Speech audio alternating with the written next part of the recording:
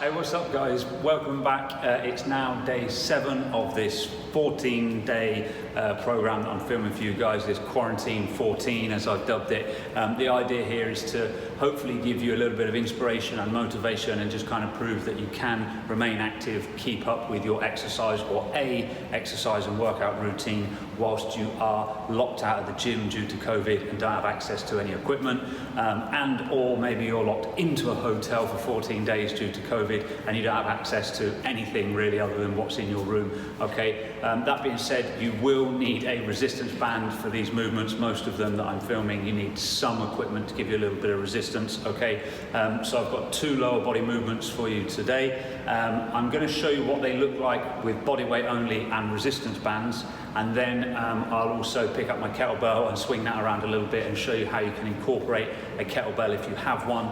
You could potentially use a dumbbell, but yeah, if you've got a kettlebell, you've managed to rob, borrow or beg for a kettlebell, then you can throw that in as well.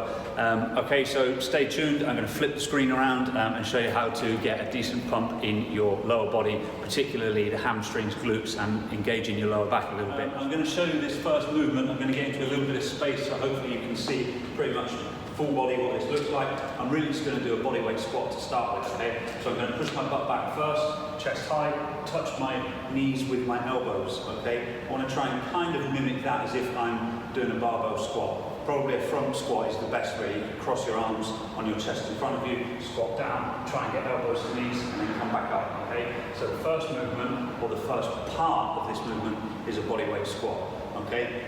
The second part of this movement is a good morning. So I'm then going to pull my elbows back. That'll encourage me to keep it straight back and keep my head forwards, and then I'm going to hinge at the hips as if I've got like a karate chop into the waistline there, okay? So I'm going to hinge at the hips first. So again, I'm going to pull my elbows back, hinge at the hip, and I'm going to lean forwards with kind of soft knees, not dead straight legs, until my hamstrings kind of shout at me with a little bit of tension, and then I stand up, pushing my hips forwards again, okay? So that good morning, I'm going to pull my elbows back, tuck my chin, keep my back straight, back with the butt, back with the butt, back with the butt, until I'm almost parallel to the floor and my hamstrings can go no further, and then I come up. The challenge with that movement is to feel it in your hamstrings.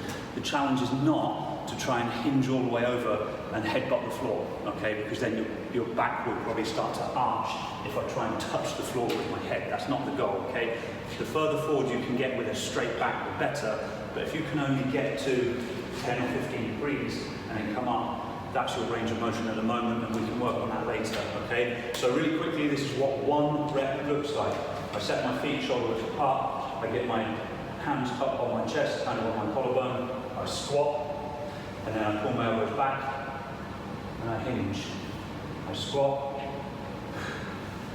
elbows back, and I hinge. That's 2. I squat, elbows back, and I hinge. That's 3. Movement number 2 with your resistance band, okay? I've got a light band today because you want something that's going to encourage you to put a little bit of force into this movement, which mimics and replicates a kettlebell swing, okay? Again, a lot of you probably don't have kettlebells at home at the moment, unless you've been able to borrow one or rent one from a gym that's closed down or whatever. So I'm going to pick a low anchor point for this resistance band, okay? And essentially, these are like cable pull-throughs. If you've ever done these in the gym, it's kind of like a cable pull-through, and it should mimic the movement of a kettlebell swing. So I'm going to step through. I like to put both hands through the through the resistance band so that I can get a good purchase on it. And here, I've got a good bit of tension already. It's pulling me through that rabbit hole. I'm going to keep my chin tucked, butt back, so my back is straight again, and it's pulling me through, okay? So I want to be looking at kind of at my shoelaces at this point, not all the way through, because then that'll arch my back, and it'll get my hood up over my head so I can't see a damn thing. So I want to be looking kind of between my feet at this point, okay?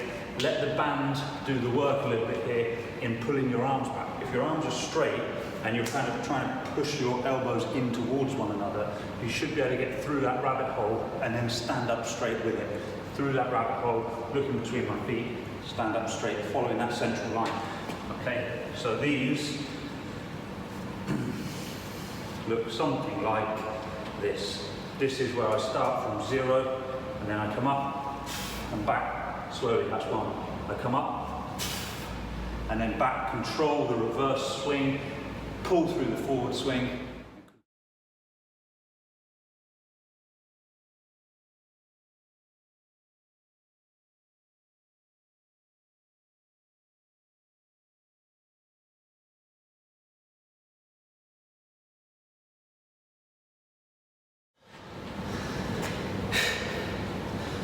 All right guys, there it is.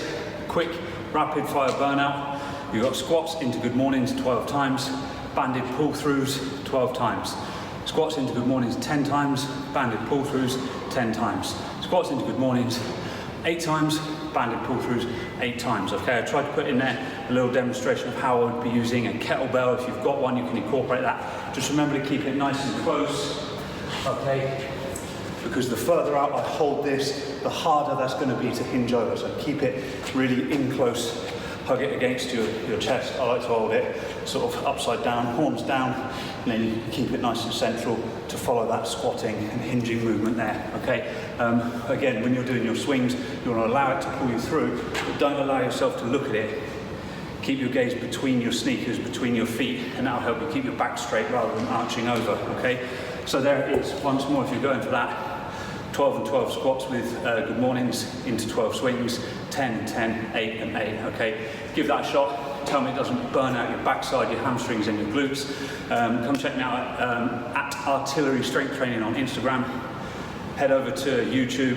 Please hit like, please hit subscribe, thumbs up, tell your pals, tell anyone that needs to remain active whilst they're locked down and locked in. We've got security coming over now, so I think they're going to give it a go. Hopefully we'll get some feedback from them as well, all right? Until then, see you next time, guys. Keep up the good work, because results love that effort. Peace.